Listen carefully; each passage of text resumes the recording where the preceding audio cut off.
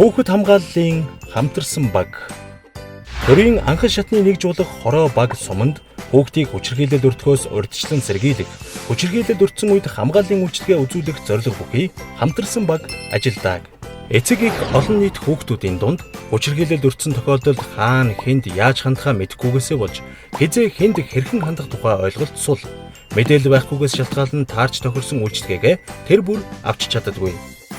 Та бүхэнд хамтарсан багийг танилцуулъя. Хамтарсан баг гэж юу вэ? Монгол улсын хүүхд хамгааллын тухай хуулинд 4.1-5 хамтарсан баг гэж гэр бүлийн болон бусад орчинд үйлдэгдсэн хүүхдийн эсрэг гэмт хэрэг зөрчил, эрсдэлтэй нөхцөлд байгаа хүүхдэд хариу үйлчилгээ үзүүлэх анхан шатны нэгжийг хэлнэ гэж тодорхойлсон.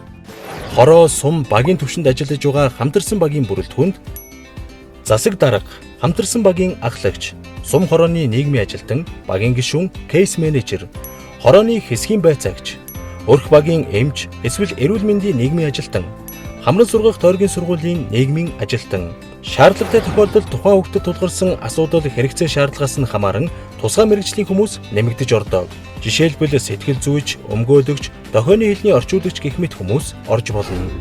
Хамтарсан баг нь хүүхдийн эсрэг хүчирхийлэл болон гэр бүлийн хүчирхийлэлд өртгөөс урьдчилан сэргийлэх, хэрвээ хүчирхийлэл дарамтад орсон бол илрүүлэх, шуурхай таслан зогсоох, хүчирхийлэлд өртсөн хүүхэд гэр бүлд хүүхэд хамгааллын хариу үйлчилгээ үзүүлэх үүрэгтэй.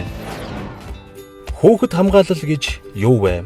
Хүүхэд хамгааллын тухай хуулийн 5.1-д зааснаар эцэг их гэр бүлийн гишүүд, асран хамгаалагч, харгалзан дэмжигч нь хүүхэдтэй холбоотой эрх үүргээ урвуулан ашиглах, хүүхдийг үл хайхрах, дарамт, хүчирхийлэл, мужилгийн бүх хэлбэр, аливаа гэмт хэрэг зөрчлөөс хамгаалах арга хэмжээг авна. Төгөлдөр 9 настай. Ээж 2 дүүгийн хамт амьдардаг. Ээж нь бие муутайн дээр дүү нарыг хардаг учраас хоногийн хоолой залгуулах үүрэг төгөлдөрт логдсон ажээ. Заримдаа тэр наран туул зах дээр тэрэг дүрж хүмүүсийн ачааг зөөдөг. Энэ бол барсаа саяхан 7 нас хүрсэн. 6 настайгаас нутгийн нэгэн уяачийн хурдны морь унаж байгаа бөгөөд энэ хугацаанд 5 удаа мориноос унаж хүнд хөнгөн байдлаар гэмтэж байсан ч нэг ч удаа эмнэлгийн тусламж авч байгаагүй. Эцэг их болон уяач хүүг тэр бүр анхаардгүй. Сара энэ жил 12 настай. Тэрнийг хажуу айлын ах байнга өдөж хоргоодог. Сара ээжтэй хэлэхээр ах нь тоглож байгаа баха гэдэг. Гэхдээ Сара энийг тоглоом биш гэдгийг мэдрээд байгаа. Баярагийн аав байнга арх уудаг, гэр бүлийнхнийгээ зоддог. Шүн хашгирч орлоод унтуулдаггүй. Түүнээс нь болоод баяраа өглөө хичээлээсээ хоцордог. Ангийн багш нь тэрнийг хоцорлоо гэж самбарын өмнө гаргаж загнадаг. Дээрх нь амьдралд тохиолддог цөөн хэдэн жишээ.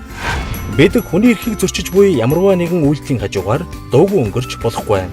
Хүүхдийн эрхийн тухай хуулийн 18.1-д зааснаар иргэд хүүхдийн эрхийн эсрэг гэмт хэрэг зөрчлийн талаар эрх бүхий байгууллага албан тушаалтанд мэдээлэх үүргийг хүлээсэн.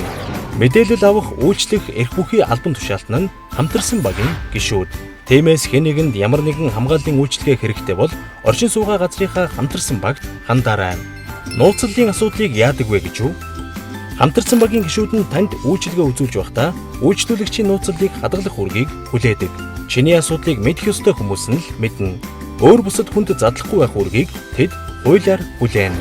Хэн нэгэнд тохиолдож байгаа хүчирхийллийг их баг гэж бодохгүйгээр мэдээллийг зохих хүмүүст нь хэлж мэдэгдэж байгаарай. Монгол улс нь хуулиараа хүүхдийг зодож хийдэгхийг бүх орчиндөө хориглосон дэлхийн 49 дахь Азда 2 дахь улс нь болсон. Хүүхдийн эрхийн төлөө хамтдаа